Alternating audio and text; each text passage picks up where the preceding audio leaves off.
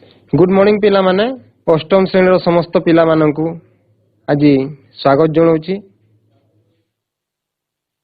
पिला माने अष्टम श्रेणी रे गणित विषय को दुई भाग रे विभक्त करा जायछि।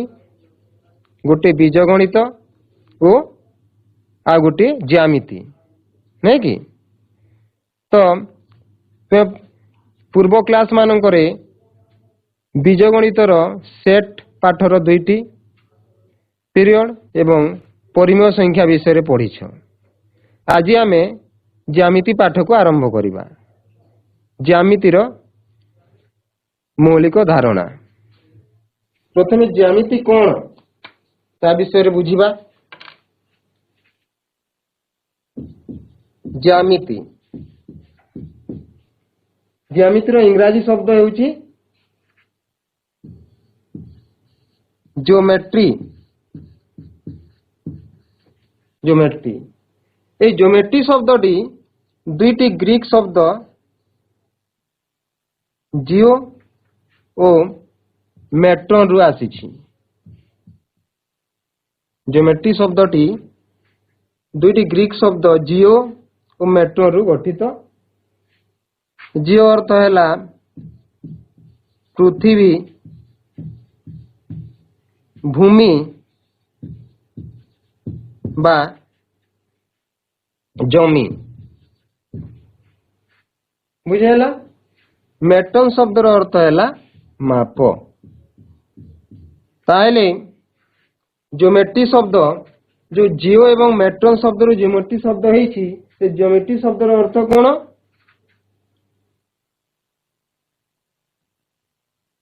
जमी माप बा पृथ्वी बा पृथ्वी माप बा भूमि माप।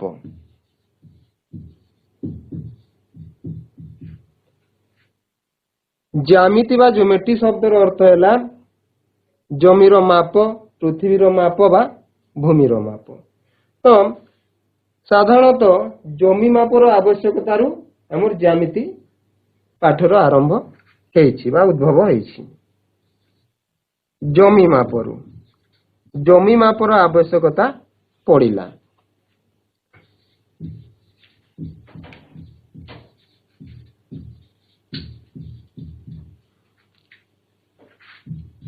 जमी मापर आवश्यकता पड़िला तेणु ज्यामिति आरंभ कराला। ग्रीक रो विख्यात गणितज्ञ यूक्लिड नाम कौन? यूक्लिड। ग्रीक रो विख्यात गणितज्ञ यूक्लिड को ज्यामितिर जनक बोली कहा जाए। आजिकाली आम ज्यामिति रे विद्यालय रे जहाँ पढ़ुछु से ज्यामिति को आमे तांकरी नाम अनुसार यूक्लिडीय ज्यामिति बोली कही थाऊ।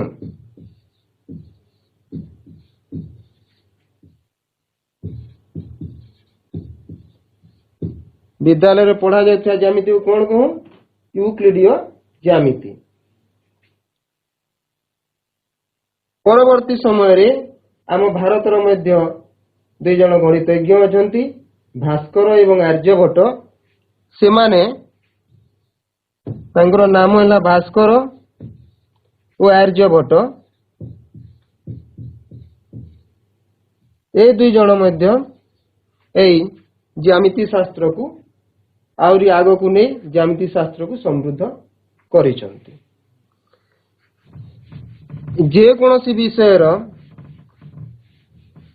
केतोड़ी विशेष शब्द थाए बा मूल शब्द थाए सेहीपरि ज्यामिति शास्त्र भी केतोड़ी मूल शब्द अछि। जेमिति बिंदु, रेखा, समतल, रश्मि,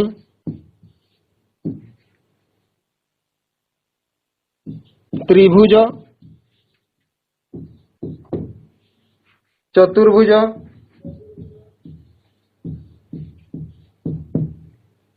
ବୃତ, ବୃତ୍ତକଳା, ବୃତ୍ତଖଣ୍ଡ, ବର୍ଗକ୍ଷେତ୍ର ଏମିତି ଜ୍ୟାମିତି ଶାସ୍ତ୍ରରେ ଅନେକ ଗୁଡ଼ିଏ ଶବ୍ଦ ଅଛି ଯେଉଁ ଶବ୍ଦ ଗୁଡ଼ିକ ଆମେ ପ୍ରାୟ ବହୁଳ ଭାବରେ ବ୍ୟବହାର କରିଥାଉ। ଏହାକୁ କୁହାଯାଏ ଜ୍ୟାମିତିର ମୁଖ୍ୟ ପଦ ଗୁଡ଼ିକ। ସେହି ପଦ ଗୁଡ଼ିକର ସଂଜ୍ଞା ଆମେ ବାହାର କରିପାରିବା। ରଶ୍ମି କାହାକୁ କୁହାଯାଏ ଆମେ ପଢ଼ିବା। ତ୍ରିଭୁଜ କାହାକୁ କୁହାଯାଏ ପଢ଼ିବା। ଚତୁର୍ଭୁଜ କାହାକୁ କୁହାଯାଏ ପଢ଼ିବା। କିନ୍ତୁ ଏହି ଜ୍ୟାମିତିର ଏହି ଶବ୍ଦ ଗୁଡ଼ିକ ମଧ୍ୟରେ, ଏହି ପଦ ଗୁଡ଼ିକ ମଧ୍ୟରେ ତିନୋଟି ମୌଳିକ ଶବ୍ଦ ଅଛି। ଯେଉଁ ତିନୋଟି ମୌଳିକ ଶବ୍ଦର ସଂଜ୍ଞା ଆମେ କାହାକୁ କୁହାଯାଏ କହିଲେ ଆମେ ତାର ଉତ୍ତର କହିପାରିବା ନାହିଁ, କିନ୍ତୁ ଆମେ ତାକୁ ବୁଝିବା କ'ଣ ସେ ତିନୋଟି ଶବ୍ଦକୁ ମୌଳିକ ପଦ କୁହାଯାଏ ବା ସଂଜ୍ଞା ବିହୀନ ପଦ ବୋଲି କୁହାଯାଏ। ସେ ଶବ୍ଦ ତିନୋଟି କ'ଣ, ସେ ପଦ ତିନୋଟି କ'ଣ? ସେଇ ମୌଳିକ ପଦ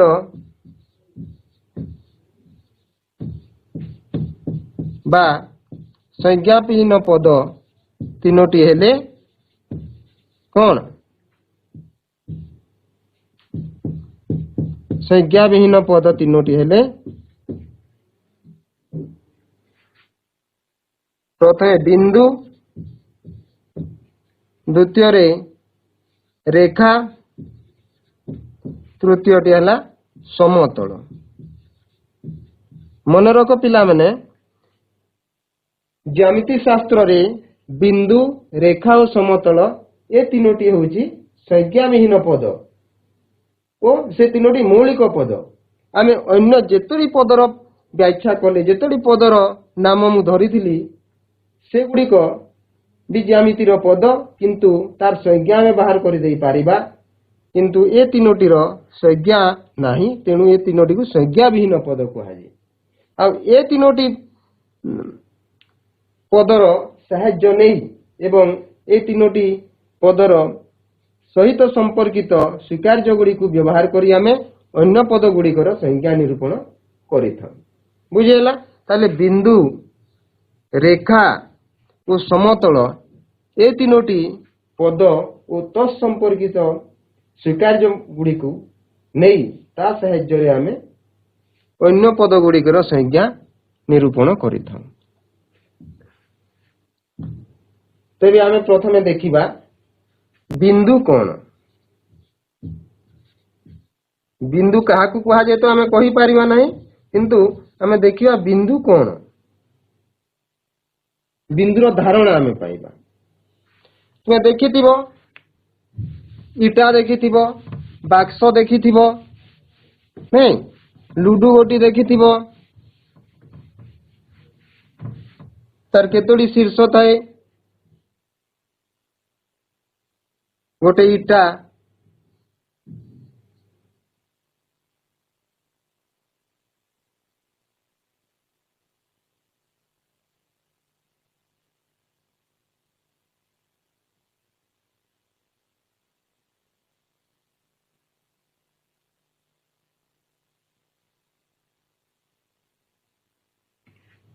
ଗୋଟେ ଇଟାର କେତୋଟି ଶୀର୍ଷ ଥାଏ? ଦେଖ, 1, 2, 3, 4, 5, 6, 7, 8। ଗୋଟେ ଇଟାର କେତୋଟି ଶୀର୍ଷ? 8ଟି ଶୀର୍ଷ। এই ଶୀର୍ଷ ବିନ୍ଦୁ ଗୁଡ଼ିକୁ ଆମେ, ଇଟାର ଶୀର୍ଷ ବିନ୍ଦୁ ଗୁଡ଼ିକୁ ଆମେ ଗୋଟିଏ ବିନ୍ଦୁର ନମୁନା ବୋଲି ଧରି ନେଇ ପାରିବା। ବୁଝିହେଲା? ଆମେ ଯଦି এই ପଟାରେ ଦୁଇଟି ଗାର ଟାଣିବା ଏବଂ ଦୁଇଟି ଗାର ପରସ୍ପର ଗୋଟେ ବିନ୍ଦୁରେ ଛେଦ କରିବେ, ଗୋଟେ ଯୋଉ ଜାଗାରେ ଛେଦ କରିବେ, ଦୁଇଟି ଗାର ଆମେ ଯଦି ଏମିତି ଭାବରେ ଟାଣିବା, ହେଲେ ସେ ଦୁଇଟି ଗାର ଯେଉଁଠି ପରସ୍ପରକୁ ଛେଦ କରିବେ ତାକୁ ଆମେ ଗୋଟେ ବିନ୍ଦୁର ନମୁନା କହିକିରି କହିପାରିବା। ସେଇଥିରୁ ଆମେ ଗୋଟେ ବିନ୍ଦୁର ଧାରଣା ପାଇପାରିବା। এই ଧଳା ପଟାରେ ମୁଁ ଯଦି ଏଇ ପେନରେ ଗୋଟିଏ ଚିହ୍ନଟେ ଦେବି, से चिन्हରୁ ଆମେ ବିନ୍ଦୁର ଧାରଣା ପାଇପାରିବା। ଏଗୁଡ଼ିକ ବିନ୍ଦୁର ଧାରଣା, କିନ୍ତୁ ପ୍ରକୃତରେ ଏଗୁଡ଼ିକ ପ୍ରକୃତ ବିନ୍ଦୁ ନୁହେଁ। ପ୍ରକୃତ ବିନ୍ଦୁ ଠାରୁ ଏହା ବହୁତ ଗୁଣରେ ବଡ଼। ପ୍ରକୃତ ବିନ୍ଦୁଟି ଏହାଠାରୁ ବହୁତ ସାନ। ଆମେ ପ୍ରକୃତ ବିନ୍ଦୁକୁ ଦେଖେଇ ପାରିବେ ନାହିଁ, ଖାଲି ଆମେ ତାର ଧାରଣା ଦେଉଛୁ। ଆମେ କାଗଜରେ ବା ଆମ ଖାତାରେ ଗୋଟେ ମୁନିଆ ପେନ୍ସିଲରେ ଗୋଟେ ବିନ୍ଦୁ ଦେଇ ଏହାକୁ ଗୋଟେ ବିନ୍ଦୁ ବୋଲିକିରି କହୁଛୁ, ଗୋଟେ ପଏଣ୍ଟ ଦେଇ ଦେଉଛୁ, ଆଉ ଏହାକୁ ଆମେ ବିନ୍ଦୁ ବୋଲିକିରି କହୁଛୁ। କିନ୍ତୁ ପ୍ରକୃତ ବିନ୍ଦୁ ତାଠାରୁ ଅନେକ ଗୁଣ ଛୋଟ, ବହୁତ ଛୋଟ। ବିନ୍ଦୁର କୌଣସି ଆୟତନ ନାହିଁ, ତାର ଦୈର୍ଘ୍ୟ ପ୍ରସ୍ଥ ଉଚ୍ଚତା କିଛି ନାହିଁ, ଅତି ସୂକ୍ଷ୍ମ, ପୁରାପୁରି ସୂକ୍ଷ୍ମ। ତାକୁ ଆମେ ଅନୁମାନ କରିବା ଏବଂ ଧାରଣା କରିବା ଯେ ବିନ୍ଦୁ ଏମିତି, ମାନେ ଏଇଟା ଖାଲି ଆମେ ପଢିବା ପାଇଁ ଗୋଟେ ବିନ୍ଦୁ ଏଇଟା ବୋଲିକିରି କହୁ, ତାଠୁ ଆହୁରି ସାନ। ବୁଝିଗଲା? ତାହେଲେ ବିନ୍ଦୁ କଣ ବୁଝିଲ? ଯେ ବିନ୍ଦୁଟି ହେଉଛି ବହୁତ ସୂକ୍ଷ୍ମ, ଯାହାକୁ ଛୋଟିଆ ପଏଣ୍ଟ, ଯାହାର ଦୈର୍ଘ୍ୟ ପ୍ରସ୍ଥ ଓସାର କିଛି ନାହିଁ। କିନ୍ତୁ ଏଇ ବିନ୍ଦୁକୁ ଯଦି ଆମେ ଅଣୁବୀକ୍ଷଣ ସାହାଯ୍ୟରେ ଦେଖିବା ତାହେଲେ ଏହା ଗୋଟେ ବଡ଼ ଆକାର ଦେଖାଯିବ। ତେଣୁ ଏହା ବିନ୍ଦୁର ଗୋଟେ ନମୁନା।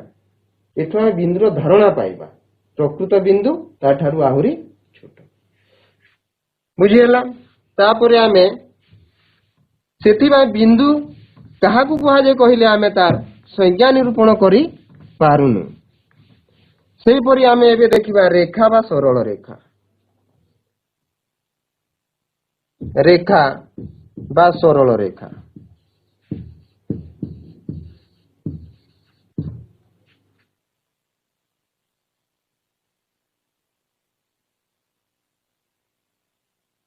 ତୁମେ ସେ ଇଟା କିମ୍ବା ଲୁଡୁ କିମ୍ବା ଗୋଟେ ଡଷ୍ଟର କୁ ଚିନ୍ତା କର। ତାର କେତୋଟି ଧାର ଥାଏ? ଧାର କେତୋଟି ଥାଏ? ଯେମିତି ଶୀର୍ଷ 8ଟି, ଧାର କେତୋଟି ଥାଏ? 8ଟି କି 12ଟି? 12ଟି ଧାର ଥାଏ। ସେ ଧାର ଗୁଡ଼ିକୁ ଆମେ ଗୋଟେ ସରଳ ରେଖାର ସୀମିତ ଅଂଶ ବୋଲି କହିପାରିବା। ଗୋଟେ ସରଳ ରେଖାର ଧାରଣା ପାଇପାରିବା ସେଇ ଇଟାର 12ଟି ଧାରରୁ। ସେମିତି ଆମେ ଯଦି କାଗଜରେ ଗୋଟିଏ କିମ୍ବା ଏଇ କଳାପଟାରେ ଧଳା ପଟାରେ ଗୋଟିଏ ସିଧା ଗାରଟି ଟାଣିବା, ତାକୁ ଆମେ କହିପାରିବା ଏହା ଗୋଟିଏ ସରଳ ରେଖାର ଅଂଶ।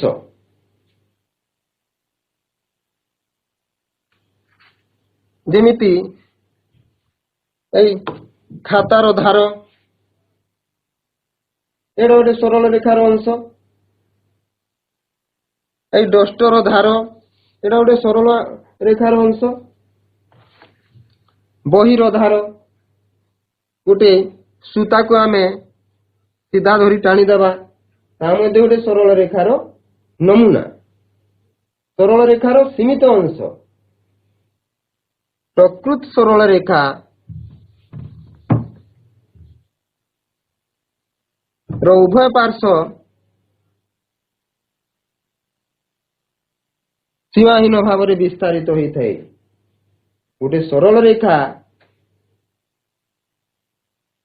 ସୀମାହୀନ ଭାବରେ ବ୍ୟାପିଥାଏ, ବଢିଥାଏ।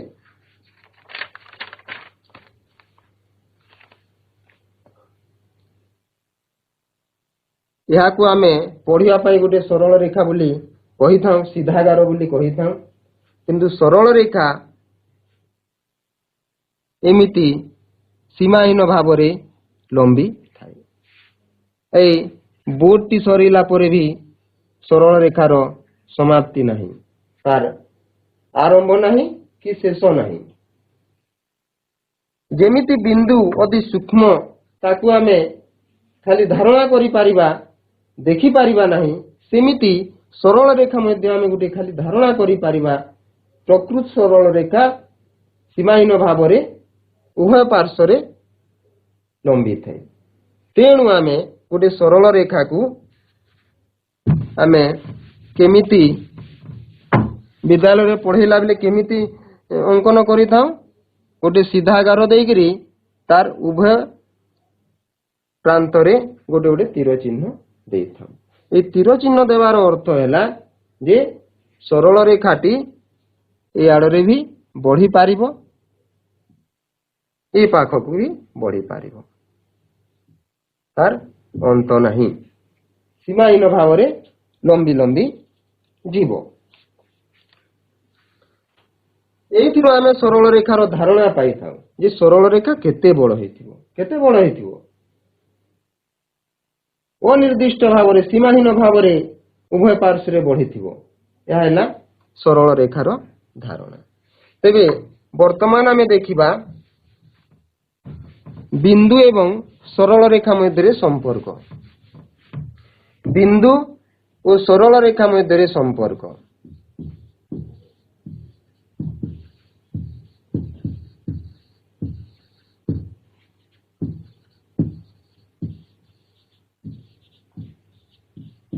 ବିନ୍ଦୁ ଓ ସରଳ ରେଖା ମଧ୍ୟରେ ସମ୍ପର୍କ। ତୁମେ ମାନେ ଟିକେ ଚିନ୍ତା କର କଣ ସମ୍ପର୍କ ଥିବ? ଚିନ୍ତା କର ବିନ୍ଦୁ ଓ ସରଳ ରେଖା ମଧ୍ୟରେ କଣ ସମ୍ପର୍କ ଥିବ? ତୁମେ ତ ବିନ୍ଦୁ ବିଷୟରେ ପଢିଲ, ସରଳ ରେଖା ବିଷୟରେ ପଢିଲ, କଣ ସମ୍ପର୍କ ଥିବ? ଦେଖ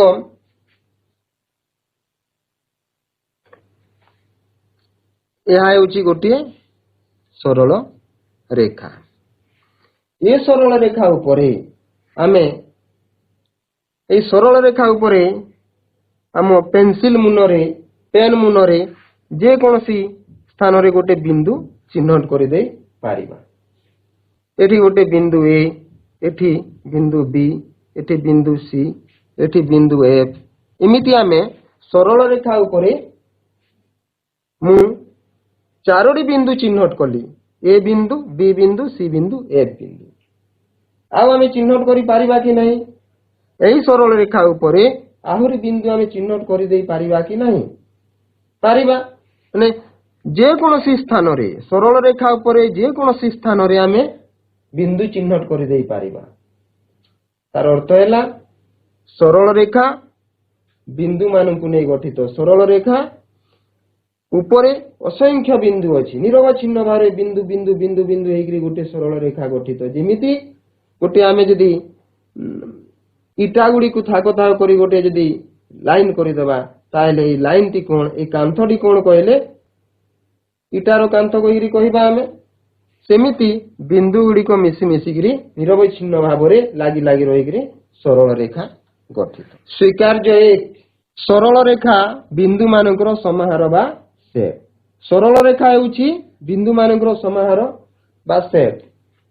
ସ୍ୱୀକାର୍ଯ୍ୟ 2 ହେଲା ଦୁଇଟି ପୃଥକ ବିନ୍ଦୁକୁ ଧାରଣ କରୁଥିବା କେବଳ ମାତ୍ର ଗୋଟିଏ ସରଳ ରେଖା ଅବସ୍ଥିତ। ଦେଖ ଗୋଟେ ବିନ୍ଦୁ ଏ ନେଲି, ଆଉ ଗୋଟେ ବିନ୍ଦୁ ବି ନେଲି, ଦୁଇଟି ବିନ୍ଦୁ ଅଛି। ଏ ଦୁଇଟି ବିନ୍ଦୁକୁ ଦେଖ, এই ଦୁଇଟି ବିନ୍ଦୁ ଦେଇ କେତୋଟି ସରଳ ଗାର ତୁମେ ଟାଣି ଦେଇ ପାରିବ? ଚିନ୍ତା କର, ଏ ଓ ବି ବିନ୍ଦୁ ମଧ୍ୟରେ ତୁମେ କେତୋଟି ସରଳ ଗାର ଟାଣି ଦେଇ ପାରିବ? ଗୋଟିଏ, ଦୁଇଟି, ତିନୋଟି, କେତୋଟି? ଆମେ ଏ ଦୁଇଟି ବିନ୍ଦୁ ମଧ୍ୟ ଦେଇ କେବଳ ଗୋଟିଏ ସରଳ ଗାର ଟାଣି ପାରିବା। ଗୋଟିଏ ଛଡା ଆଉ ଦୁଇଟି, ତିନୋଟି ଏମିତି ଆମେ ଟାଣି ପାରିବା ନାହିଁ। ତେଣୁ ଏଥିରୁ ଆମେ ଜାଣିଲେ ଯେ ଦୁଇଟି ପୃଥକ ବିନ୍ଦୁକୁ ଧାରଣ କରୁଥିବା କେବଳ ମାତ୍ର ଗୋଟିଏ ସରଳ ରେଖା ଅବସ୍ଥିତ।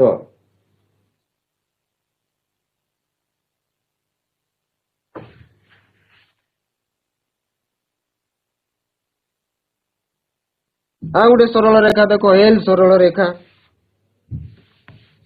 ଏଲ ସରଳ ରେଖା ଉପରେ ଆମେ ଦୁଇଟି ପୃଥକ ବିନ୍ଦୁ ଏ ଓ ସି ନେଲେ। ଏଲ ସରଳ ରେଖା ଉପରେ ଦୁଇଟି ପୃଥକ ବିନ୍ଦୁ ଏ ଓ ସି ନେଲେ। ତାହେଲେ ଆମେ ଏଇ ଏଲ ସରଳ ରେଖାକୁ ନାମକରଣ କରିବା ବା ସଂକେତରେ କଣ ଲେଖିବା? ଏସି ସରଳ ରେଖା। ପଢିଲା ବେଳେ ଆମେ ପଢିବା ଏସି ସରଳ ରେଖା, ଏସି ସରଳ ରେଖା ଓ ସାଙ୍କେତିକ ଚିହ୍ନରେ ଲେଖିଲେ ଆମେ ଲେଖିବା एसी ता ऊपर गोटे छोटिया सरल रेखार चिन्ह देवा बुझीगला। तो मोट पर कहवाक गले जेकोसी सरल रेखा को सूचित बा नामित करने को आमे जदि चाहिबा ताहेले तेथिरे थिबा अंतत दुईटी बिंदु रो आवश्यकता होइथे। दुईटी बिंदुर अति कम रे दुईटी बिंदुर सहाय्य नहीं आमे गोटे सरल रेखा को सूचित बा नामित कर दे पारिबा तार नामकरण करि पारिबा बुझीगला। ठीक अछि ताहेले तुमे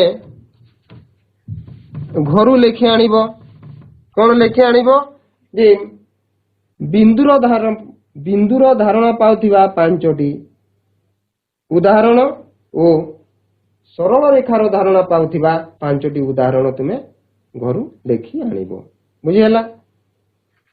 एवं ए स्वीकार्य 1 और स्वीकार्य 2 को तुमे बारंबार पढ़िब एवं मन रखिब।